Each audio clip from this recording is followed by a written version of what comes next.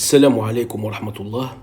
On poursuit avec nos vidéos des mathématiques des Olympiades. On est à la vidéo numéro 7 et chapitre 1, le principe des tiroirs. Donc c'est de la combinatoire, quelquefois appliquée à l'arithmétique. Donc l'exercice qu'on va résoudre aujourd'hui est le suivant. Donc je l'ai proposé la séance passée. Alors l'énoncé est le suivant, soit Nm des entiers naturels non nuls avec n strictement supérieur à m. Et soit AIJ, c'est des entiers, non tous nuls, I entre 1 et m et J entre 1 et n. Des entiers non tous nuls. La question montre que le système d'équations linéaires, donc que vous voyez sur l'écran, A1, 1x1 plus A1, 2x2, etc. jusqu'à A1, nxn, et puis l'autre équation, deuxième équation A2, 1x1, etc. C'est un système, donc, c'est un système linéaire à m équations, petit m équations, et petit n inconnu. Et on remarque que le nombre d'inconnus est strictement plus grand que le nombre d'équations, puisqu'on a supposé que petit n est strictement supérieur à petit m. Donc on vous demande de montrer que ce système possède au moins une solution x1, x2, xn dans Zn non nulle.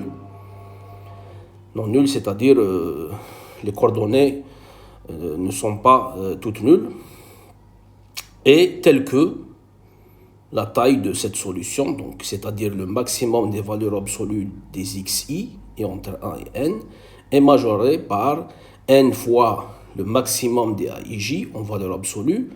Donc le maximum des AIJ en valeur absolue, on peut dire que c'est la taille de la matrice A qui est égale à AIJ. Donc AIJ pour I parcourt l'ensemble 1 jusqu'à M et J parcourt l'ensemble 1 jusqu'à N. Ça donne une matrice. Donc voilà, la taille de cette solution est majorée par n fois la taille de la matrice à la puissance, donc tout ça entre parenthèses, à la puissance petit m sur petit n moins petit m, et puis plus 1. Ce résultat s'appelle le lemme de Siegel, et c'est un résultat fondamental, c'est un outil fondamental pour le domaine des approximations diophantiennes. Alors, comme je l'ai dit la dernière fois, le plus 1 dans le résultat, il peut être enlevé. Je peux enlever le plus 1, c'est plus pratique. Mais par contre, si j'enlève le plus 1, la preuve, ça va être un peu, la solution, ça va être un peu plus technique. Donc, j'ajoute le plus 1 pour simplifier, pour avoir une solution plus simple.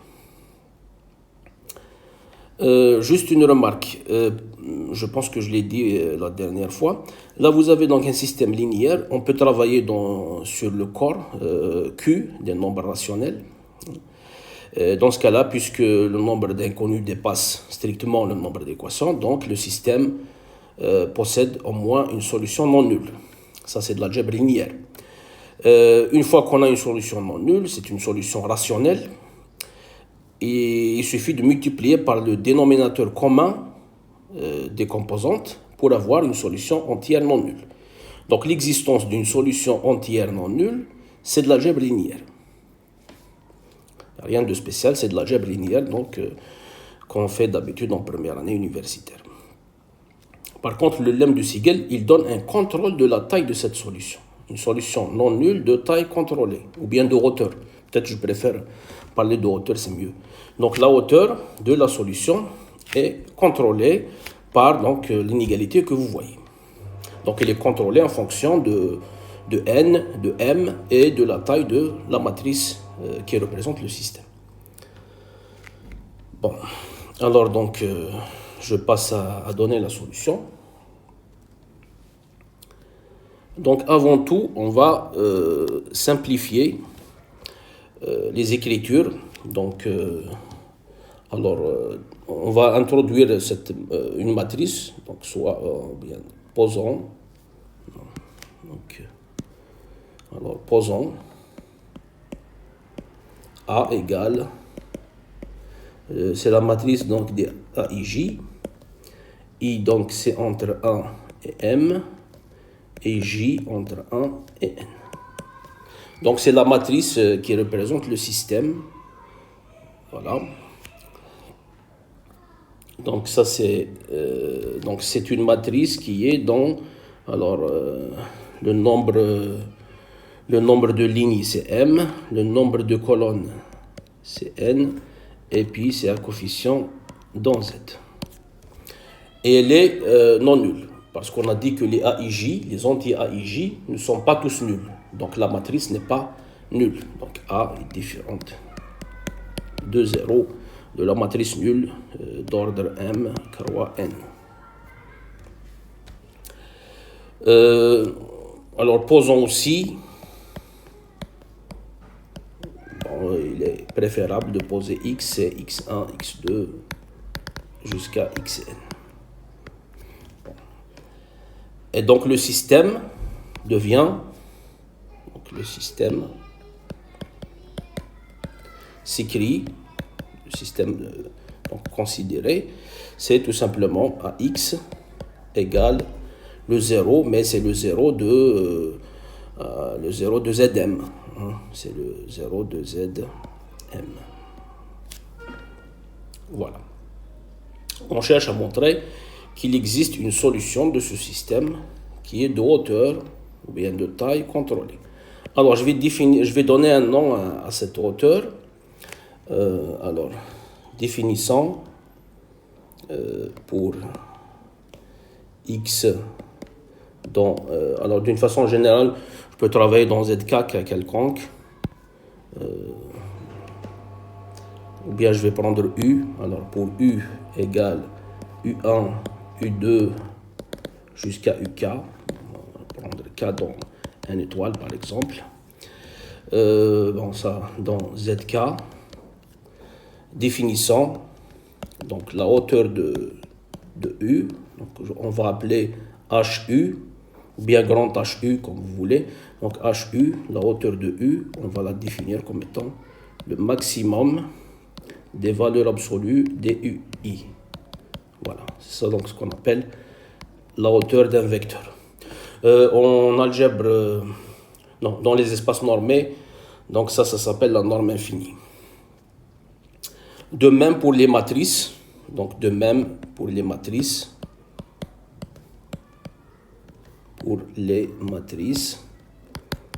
je vais considérer la même définition. Donc H de A, par exemple, ça va être le maximum des valeurs absolues des AIJ, des coefficients, I entre 1 et M, et J entre 1 et N. Voilà. Ça, c'est juste donc pour simplifier les écritures. Maintenant, bien sûr, l'exercice va se résoudre par le principe des tiroirs.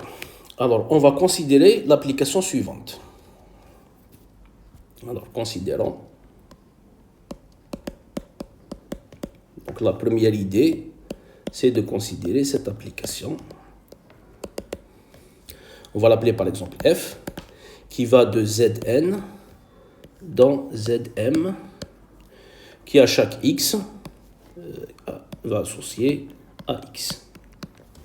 Voilà. Donc notre but, c'est, on cherche à montrer qu'il existe x dans Zn, non nul, tel que ax égale 0, et la hauteur de x est bien contrôlée. Bien sûr, pour pouvoir appliquer le principe du tiroir, il faudrait avoir des ensembles finis. Donc on va prendre un sous-ensemble fini de Zn et un sous-ensemble fini de Zm. Et l'application, ça va être la même. Donc il y a juste l'ensemble de départ et l'ensemble d'arrivée qui vont changer. Donc je garde la même, c'est-à-dire vous aurez une autre application si vous voulez, f tilde, mais qui va d'un ensemble, d'une partie finie de Zn vers une partie finie de Zm, et qui fait la même chose, donc à x associe à x. Ça, donc, c'est dans le but d'appliquer le principe des tiroirs. Alors, comment faire? Alors, on va introduire un paramètre, grand T, introduisons un paramètre grand T. Bon, on va mettre donc un paramètre naturel non nul, donc qui va être choisi à la fin. Introduisons un paramètre t dans une étoile qui va être choisi qui va être, fixé ou choisi à la fin de notre travail. Bon, on va choisir grand T de sorte à pouvoir utiliser le principe des tiroirs. Donc, qu'est-ce que je vais faire? Je vais introduire, alors introduisons un paramètre grand T qui va être choisi à la fin et une partie de Zn et E qui va être donc une partie de Zn. Donc E ça va être donc l'ensemble des x, donc ça va être donc x1, x2, xn dans Zn, tel que hauteur de x majoré par t. Et ça donc c'est une partie de Zn. Donc ça c'est une partie de Zn. Voilà. Donc, c'est les x dans Zn de hauteur. Donc, je rappelle que la hauteur, c'est le maximum des valeurs absolues des xi. Donc, cette hauteur est majorée par t. Donc, ça, c'est une partie de Zn. Cette partie de Zn, je vais calculer son cardinal. C'est très simple.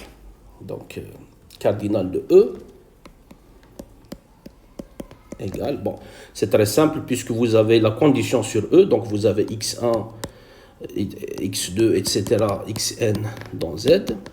Et vous avez pour tout i, xi, c'est majoré par t. C'est-à-dire vous avez xi entre moins t et t. Alors combien de nombres entiers qui sont entre moins t et t? C'est exactement 2t plus 1 nombre. Donc on a 2t plus 1 choix pour chaque xi.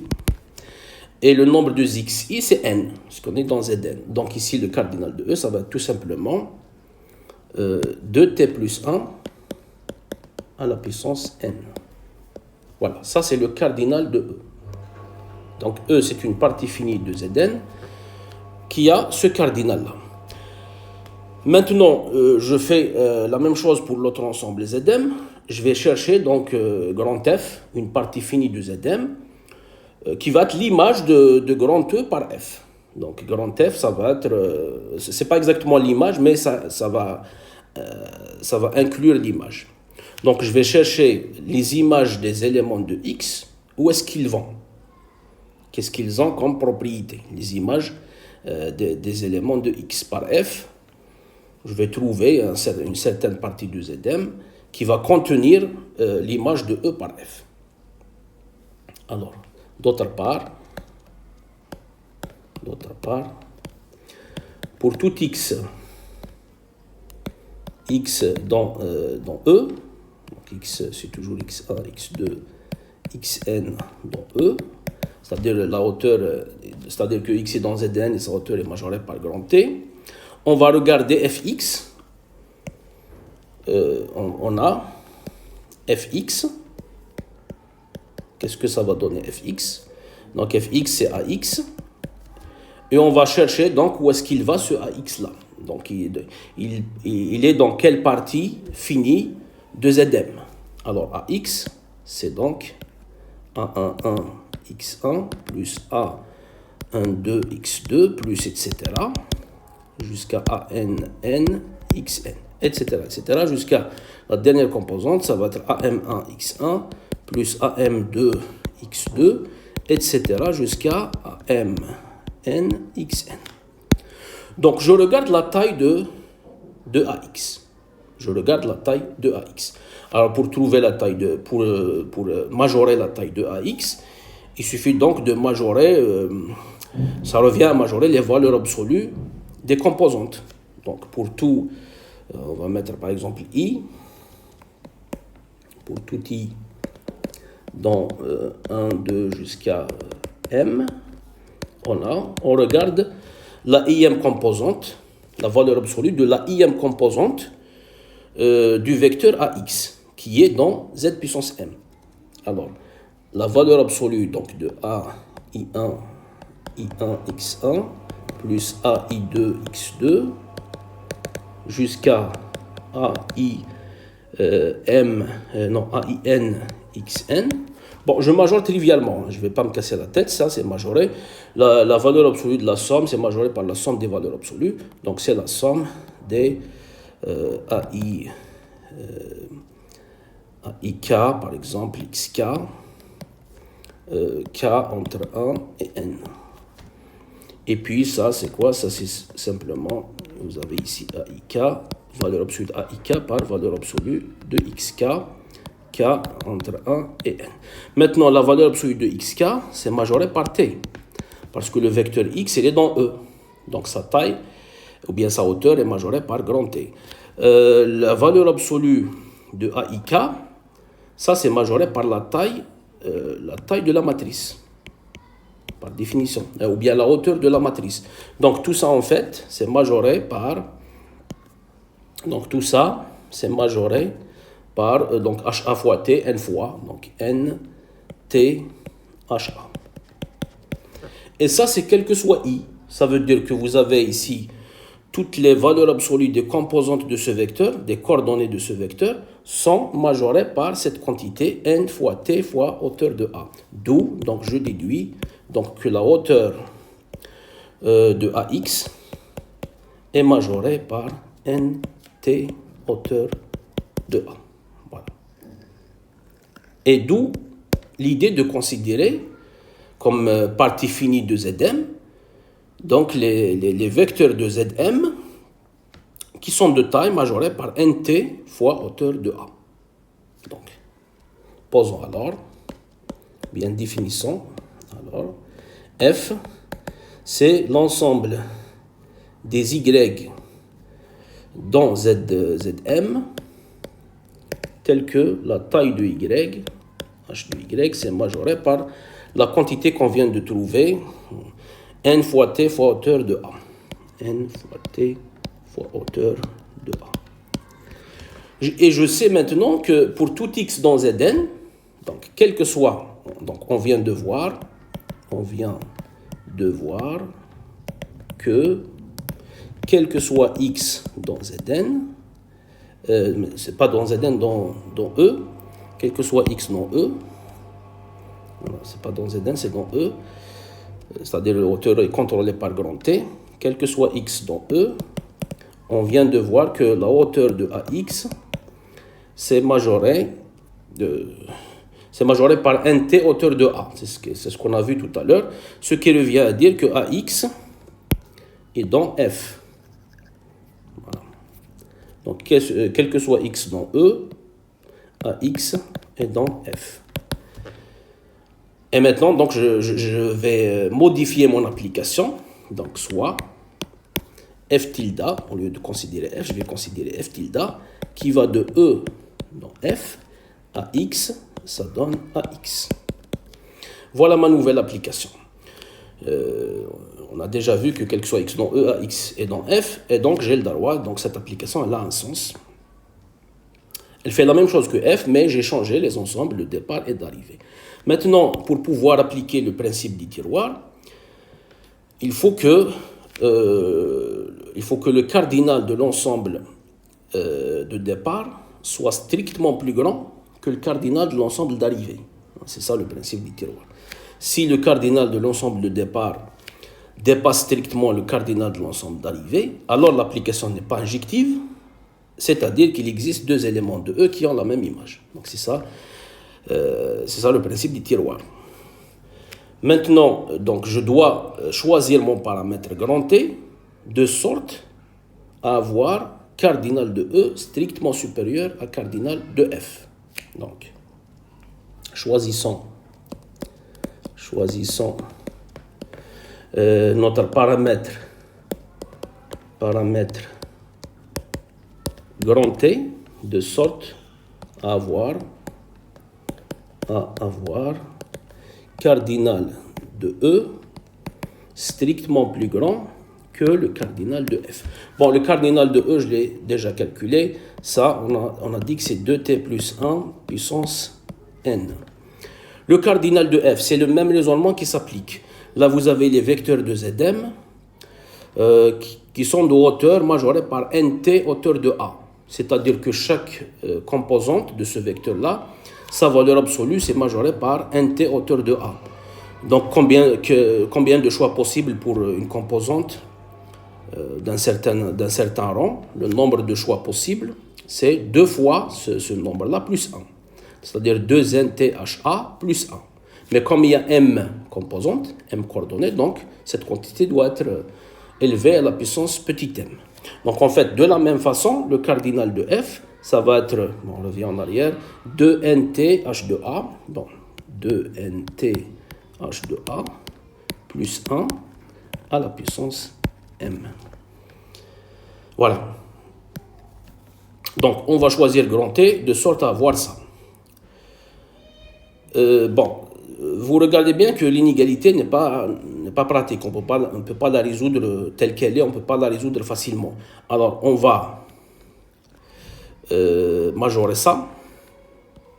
Ça, je peux le majorer par 2nt h de a. Et le 1, le plus 1 ici, je vais le majorer par n h de a. Ce qui est vrai parce que n, c'est un entier strictement positif, donc il est supérieur ou égal à 1. Et la hauteur de a, comme a n'est pas la matrice nulle, donc sa hauteur, c'est un entier strictement positif. Le maximum des valeurs absolues de ces coefficients, ça va être un entier strictement positif, donc il est supérieur ou égal à 1. Donc en fait, le 1, je l'ai majoré par n fois h de a. Et ça, donc, ça nous donne n h de a fois 2t plus 1.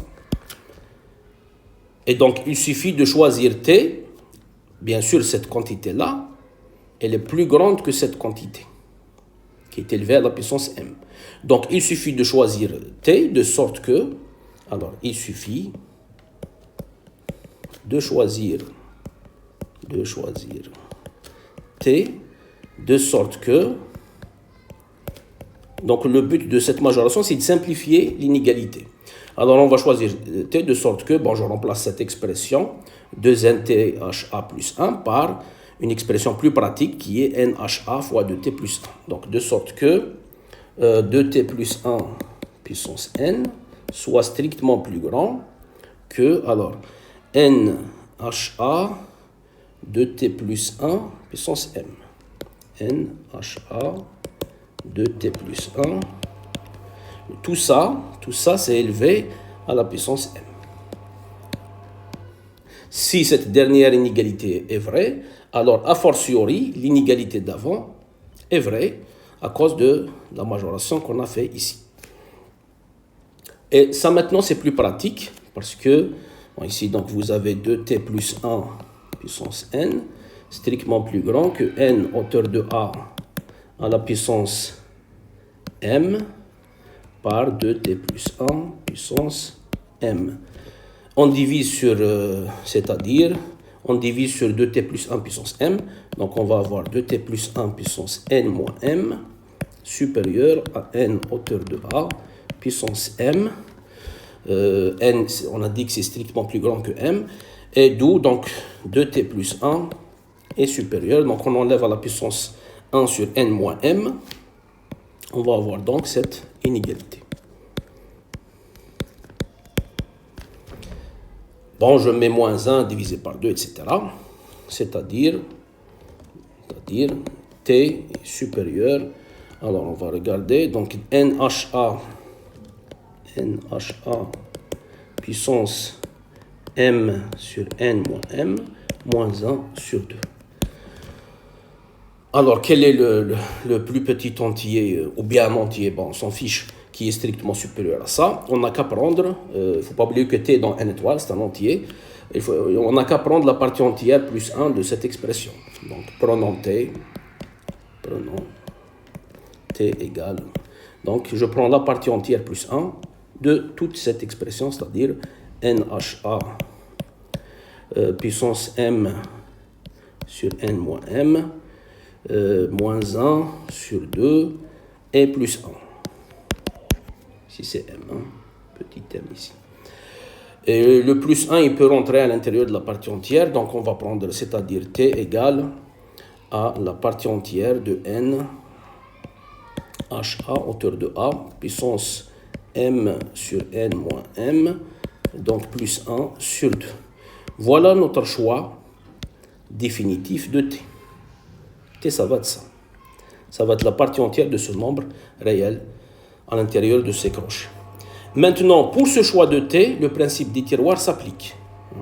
Pour ce choix de t, le principe des tiroirs s'applique parce que vous aurez dans ce cas-là cardinal de E strictement plus grand que cardinal de F. Le principe des tiroirs s'applique. Et donc, ce qui donne donc que F tilde n'est pas injective. Donc, alors le principe des tiroirs s'applique, c'est-à-dire que F tilde ne soit pas injective pour ce choix de T. N'est pas injective. D'où l'existence donc de deux éléments, on va les appeler UV, dont E, U différent de V, qui ont la même image, telle que donc F tilde de U égale F tilde de V. Il existe deux éléments de E distincts qui ont la même image par F tilde, c'est-à-dire F tilde de U c'est AU, c'est la matrice A fois U, égale à la matrice A fois V, c'est-à-dire A fois U moins V égale à 0, le 0 de Zm. Et voilà ma solution de taille contrôlée. C'est U moins V. C'est ça donc la solution du système qui va être de taille contrôlée, donc on va vérifier. Alors on va poser par exemple W égale à U moins V. Posons W égale U moins V. On a dit que U est différent de V et que UV sont dans Zm. Donc tout ça, ça va être donc dans UV. Alors UV ils sont dans E, donc c'est dans Zn. Donc U moins V, ça va être dans Zn. Il est non nul parce que U est différent de V. Maintenant, il reste à savoir que sa hauteur est contrôlée. On a alors A fois W, c'est 0, c'est ce qu'on a trouvé. Donc voilà, donc c'est ça W. A fois W, donc c'est 0, 0 de Zm. Donc c'est une solution du système. Cette solution est entière, elle est non nulle. Il reste donc à contrôler sa hauteur. Et alors, si je calcule donc la hauteur de W, ça va être donc la hauteur de U moins V. Alors la hauteur, bon ici c'est une norme en réalité, c'est la norme infinie. Donc c'est majoré par la somme des deux hauteurs, donc HU plus HV. Mais puisque U et V sont dans E, on revient en arrière, UV sont dans E, donc leur hauteur, tous les deux sont majorés par grand T. Donc tout ça, donc c'est majoré par T plus T, qui est égal à 2 grand T. On revient en arrière pour voir la valeur de grand T. Parce que la valeur qu'on a choisie, c'est ça. Donc la valeur de grand T, donc c'est ce que vous voyez à l'écran. Voici la valeur de grand T. Alors donc 2 fois la valeur de grand T. Donc grand T c'est majoré par ce qui est à l'intérieur de la partie entière. Et donc 2 fois grand T c'est majoré par le numérateur de la fraction que vous voyez ici. Donc ici. Bon. Donc 2 fois grand T, ça c'est en fait c'est 2 fois la partie entière de alors n hauteur de A puissance m sur n moins m plus 1 sur 2. Je majore la partie entière par la partie entière d'un nombre par ce nombre-là, et donc je vais trouver que c'est majoré par n fois hauteur de A puissance m sur n moins m plus 1. C'est exactement ce qu'on cherche à démontrer. Voilà. Donc j'ai trouvé une solution du système entière, non nulle, qui est de hauteur contrôlée par cette expression. Par donc n fois hauteur de A à la puissance m sur n moins m plus 1. Voilà, donc ainsi s'achève cette solution. J'espère que j'étais assez clair. Voilà, donc la solution est terminée. Pour la prochaine fois, je vous propose l'exercice suivant. Alors cet exercice, donc son but c'est de démontrer l'important théorème qui est conjecturé par Fermat et démontré par Euler. C'est le théorème suivant. Il nous donne donc la condition nécessaire et suffisante pour qu'un nombre premier puisse s'écrire comme somme de deux carrés. Alors le théorème, il dit que pour qu'un nombre premier puisse s'écrire comme somme de deux carrés parfaits, nombre premier impair, il suffit qu'il soit de la forme 4k plus 1, k dans n, c'est-à-dire congru à 1 modulo 4. Donc les nombres premiers qui peuvent s'écrire comme somme de deux carrés, il y a deux, le nombre premier 2, 2 c'est 1 carré plus 1 carré, et puis le reste c'est les nombres premiers qui sont de la forme 4k plus 1. Donc c'est une caractérisation remarquable des nombres premiers qui peuvent s'écrire comme somme de deux carrés. Donc il y a 2 et puis tous les nombres premiers de la forme 4k plus 1. Bon, donc bien sûr c'est un problème, c'est assez long, donc on va le faire étape par étape. Ce n'est pas la démonstration originale de l'air, ça c'est une démonstration qui a été trouvée beaucoup plus tard. Alors donc première question, en se servant du théorème d'Ibn al-Haytham, montrer que pour tout nombre premier impair P, on a P-1 sur 2 factoriel au carré fois moins 1 puissance P-1 sur 2 plus 1 congru à 0 modulo P. Bon, le théorème d'Ibn al-Haytham, ça s'appelle dans la majorité des ouvrages le théorème de Wilson. Mais bon, c'est Ibn al-Haytham qui l'a énoncé la première fois. Ibn al-Haytham, c'est le savant arabe connu pour ses travaux en physique, en optique, géométrique. C'est le premier qui a réalisé une expérience en physique. Et c'est un grand mathématicien. Donc, parmi ses travaux, donc, ce théorème-là qu'il a énoncé, donc, le théorème, il dit que pour tout nombre premier P, vous avez P-1 factoriel plus 1 et multiple de P. C'est-à-dire, dans le langage moderne, P-1 factoriel est congru à moins 1 modulo P. Et le théorème, en fait, caractérise les nombres premiers, c'est-à-dire ça va dans les deux sens. Donc, ça, c'est la première question. Deuxième question, on déduire que si P est un nombre premier de la forme 4k plus 1, alors il existe A dans n, tel que A carré plus 1 soit un multiple de P. Bon, c'est une déduction directe. Troisième question, soit P un nombre premier ayant la forme 4k plus 1, et soit A dans n, tel que A carré plus 1 soit un multiple de P. Donc A, c'est ce qu'on a trouvé dans la question d'avant. On note par R la partie entière du nombre racine de P, et par E l'ensemble 0,1 jusqu'à R. Petit a, montrer qu'il existe deux couples distincts x1, y1 et x2, y2 dans E2, pour lesquels les deux entiers naturels x1 plus ay1 et x2 plus ay2 est le même reste de la division euclidienne sur P, c'est-à-dire qu'ils sont congrus modulo P. Alors c'est exactement ici qu'il faut utiliser, que vous allez utiliser le principe du tiroir. C'est dans cette question. C'est donc petit a. Donc le principe du tiroir, vous allez l'utiliser dans petit a. Petit b, on déduit l'existence d'un couple x0, y0 dans E2 avec x0, y0 différent de 0, 0, donc non nul, pour lequel l'un des deux entiers x0 plus ay0 et x0 moins ay0 est multiple de P. Voilà.